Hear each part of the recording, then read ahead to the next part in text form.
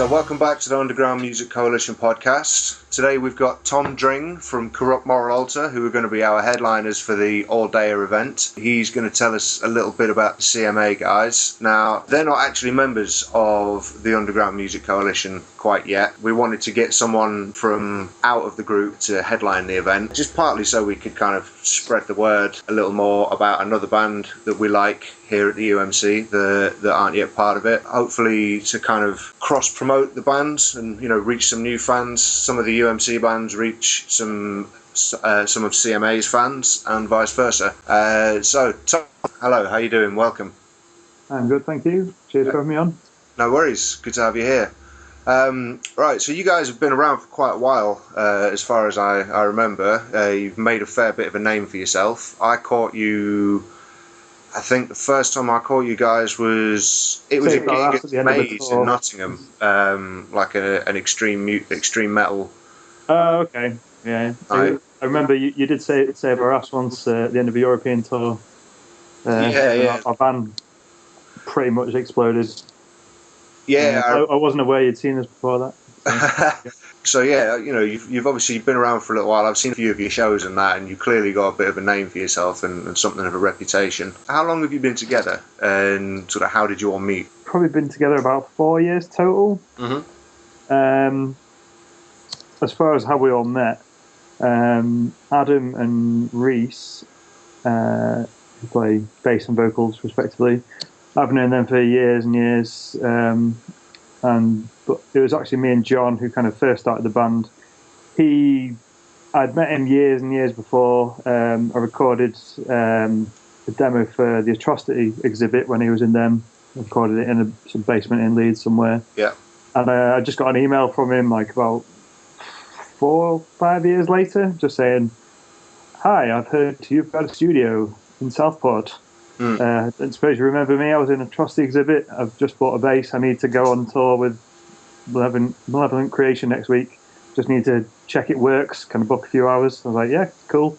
And I was there, and he brought some ciders and a bass, and then we just got chatting and went out to the pub and thought, yeah, start a band that's all about getting smashed, basically. Yeah, wicked. Fair play, man. So, you released your last album, or your last recording, back in May this year, wasn't it? Yeah.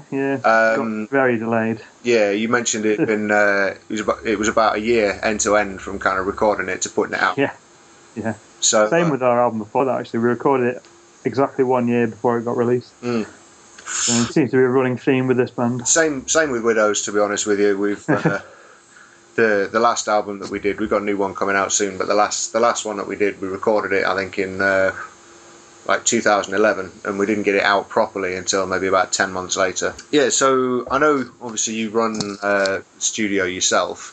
Did you record it there, or? Yeah, we've recorded everything CMA have done so far at the studio. Okay.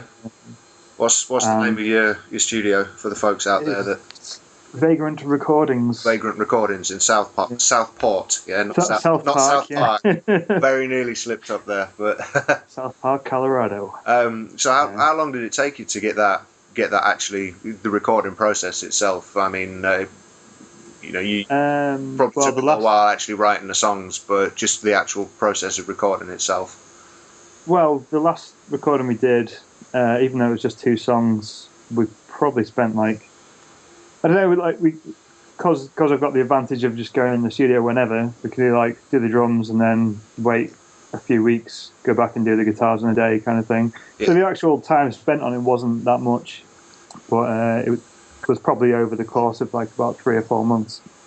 Whereas the album we did before that, which came out in 2014, we probably wrote that in about 2 months and recorded it over 3 months as well. Oh, so that was swift then. Quite a swift production process, but then it finished in July 2013, didn't actually get released till July 2014, I think. Gotcha. So we're just kind of on the edge of our seat, kind of going, when's it coming out?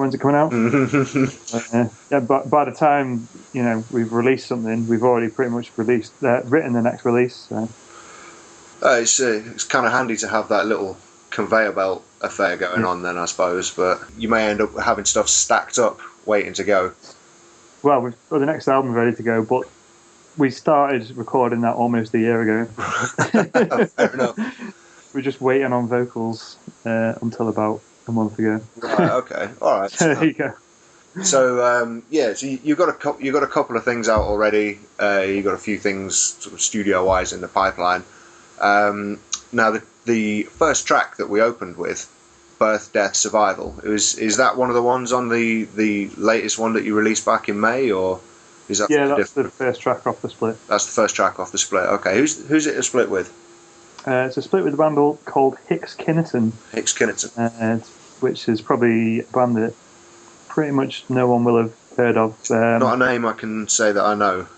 It's, I guess you would call it a kind of like an all-star group. Mm-hmm. It's kind of 90s-ish hardcore. I think it's got Shane from Napalm Death in it. Oh, sweet. It's got someone from Born from Pain in it. It's got someone from Brujeria as well. Yeah. Oh, wow. Or Brujeria, should I say. Yeah.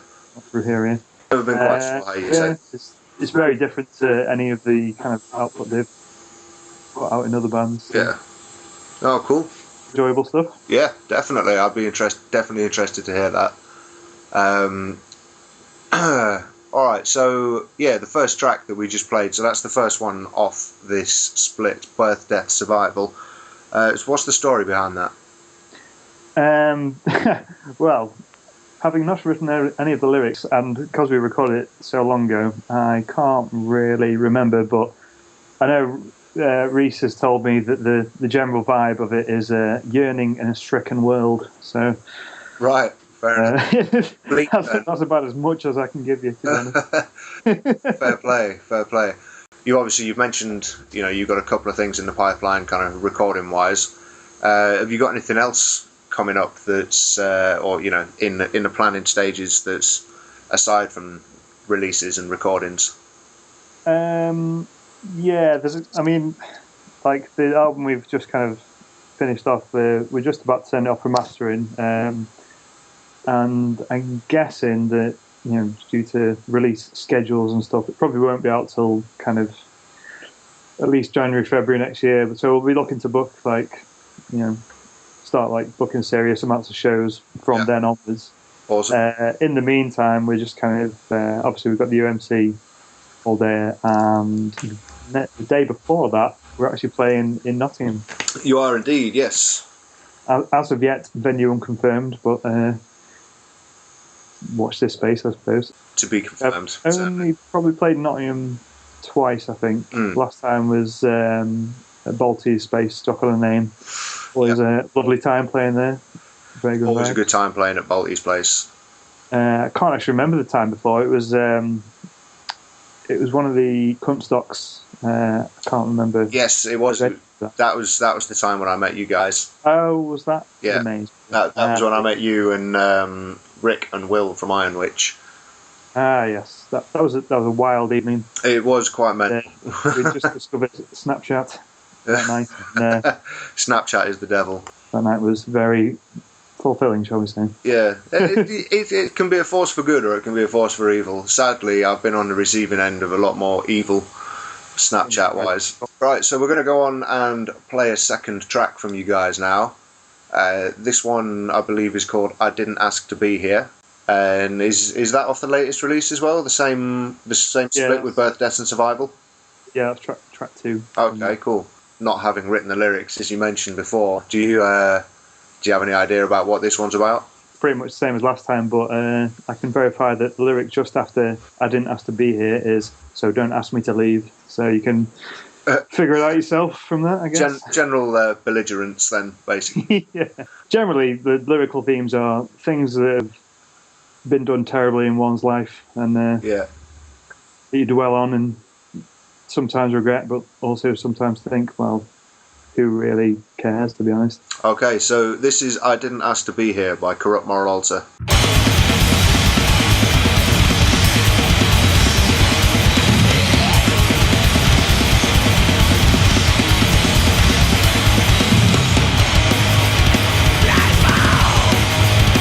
move to tomorrow.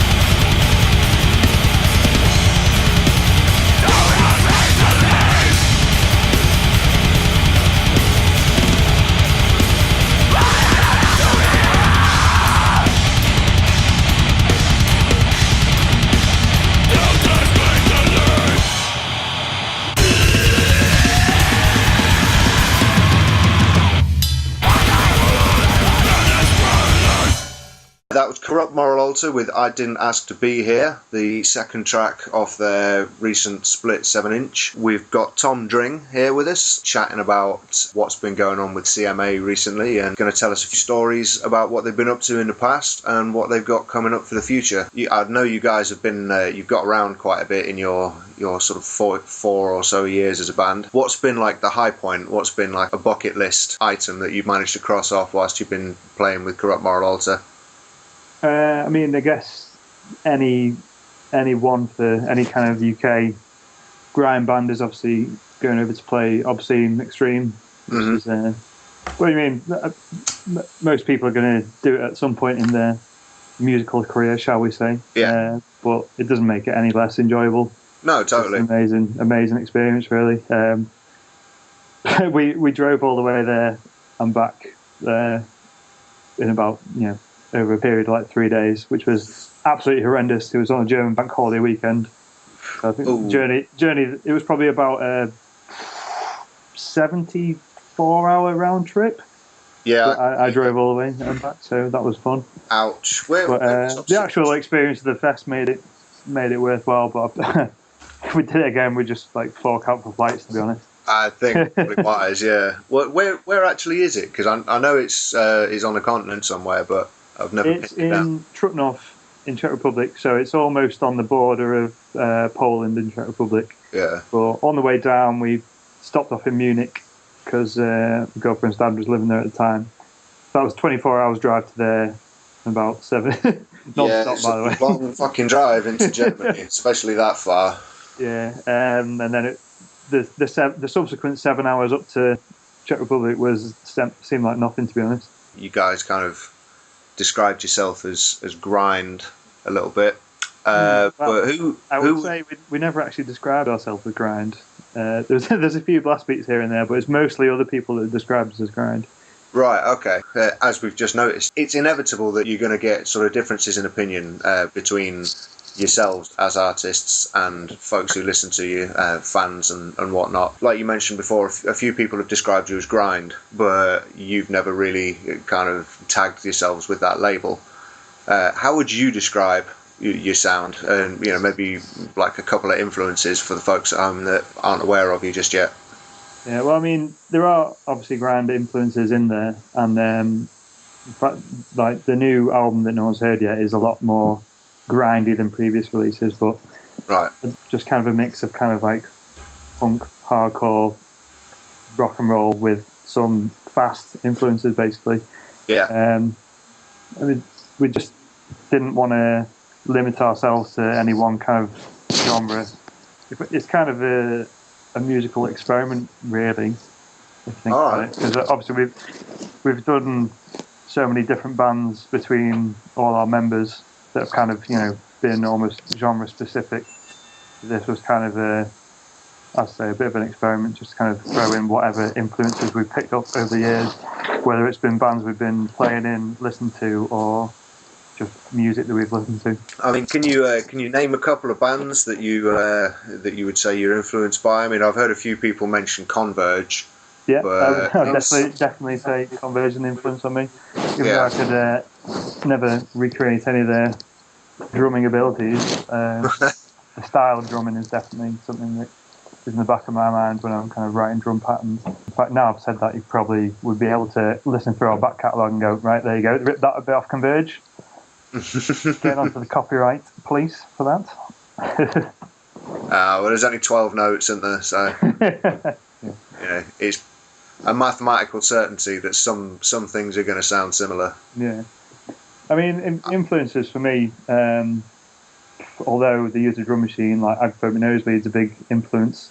Yeah. I mean, because I play guitar as well, and I've kind of like done music at college and stuff. I do think musically when we're writing stuff, so I put in a lot of ideas about song arrangements and stuff, even though I'm just a drummer, as it were. Yeah. So stuff. Even though, as I say, they use drum machine, I can kind of use that influence song structure wise. That's basically it. Agaphobe Nosebleed is my biggest influence on everything. So there you go. Fair play.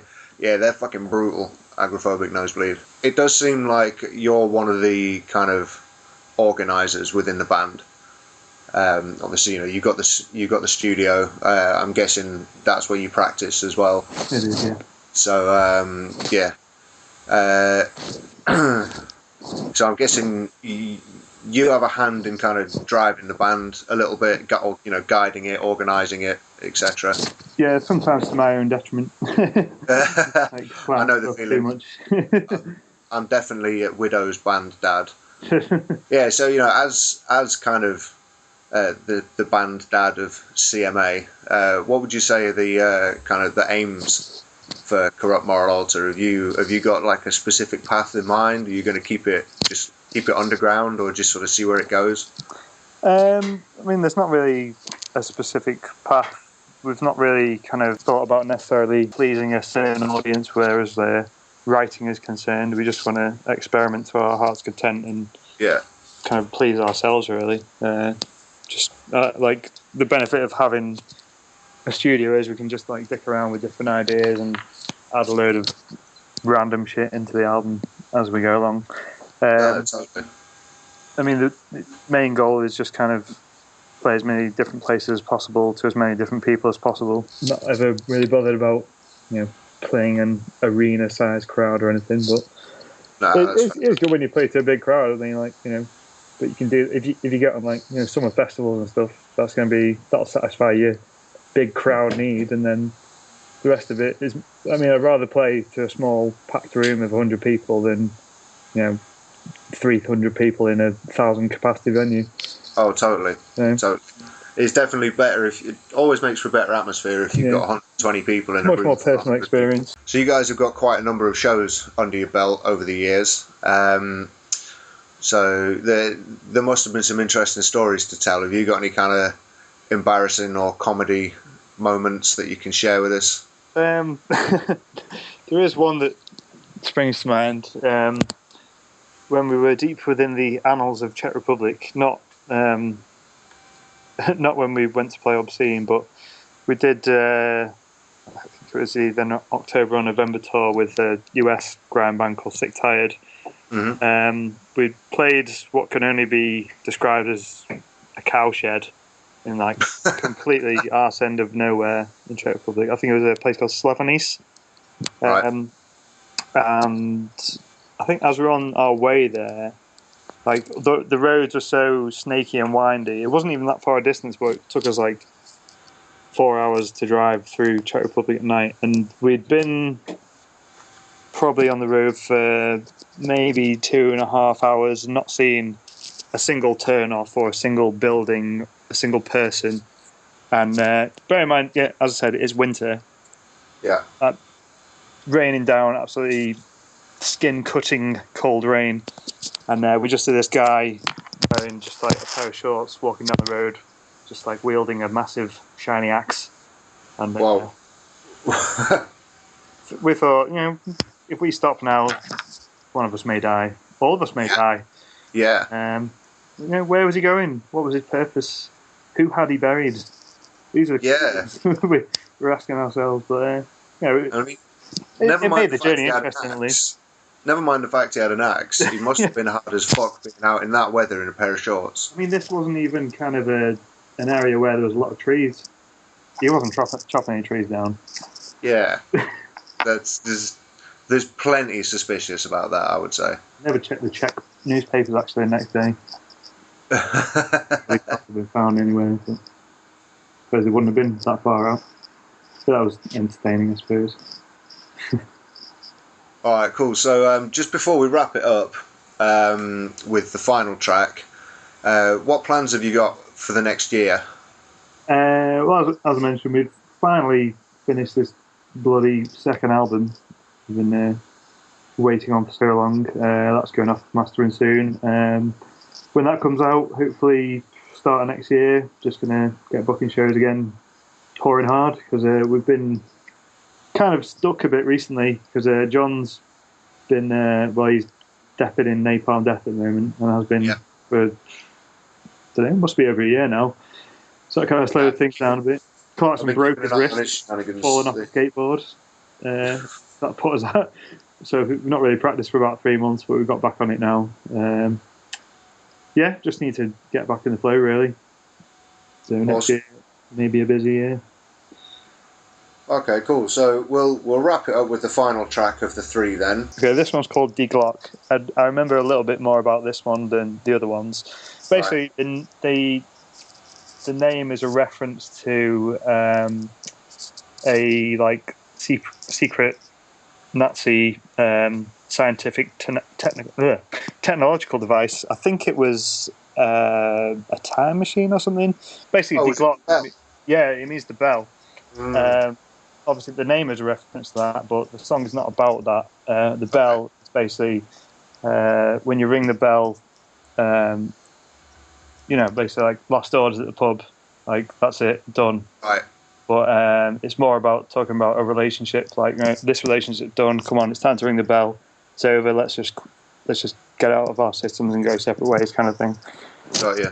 As far as I remember, that is pretty much what it's about. Cool. So this is Die Glock by Corrupt Moral Altar playing us out for the end of this instalment of the Underground Music Coalition podcast. Thanks to Tom Dring for joining us today and talking about CMA. And we shall see yourself and the rest of the guys headlining at the UMC All Dayer on the 8th of October, Saturday. And that's at Temple of Boom in Leeds.